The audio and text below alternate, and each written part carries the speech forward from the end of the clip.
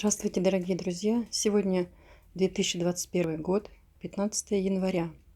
Хочу поделиться своим опытом, как я печке дала вторую жизнь.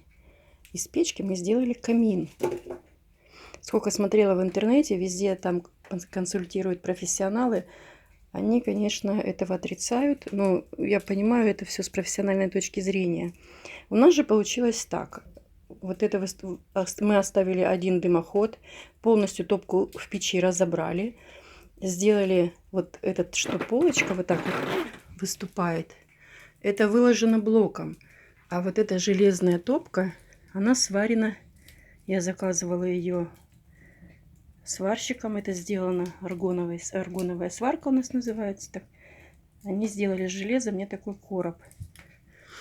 Все вокруг обложено блоком. И эта вот топка железная переложена еще асбестовой такой вот толстой прокладкой, чтобы на блок не было нагрузки от температуры. Внизу сварена вот такая штука, чтобы выбирать золу. Там стоит внутри колосник, как в обыкновенной печке. Огонь прямой, как бы он... Нельзя его так оставлять. Я его обыкновенной вот такой сеткой, она продается в хозяйственном магазине, вот так закрываю. Это, походу, для штукатурки стен.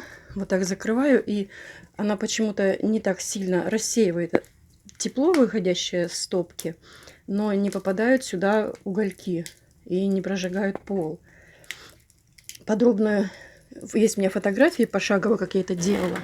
Я сброшу потом, а сейчас вот как бы вот такой вот опыт. Вот такой большой камин получился в маленькой комнатке.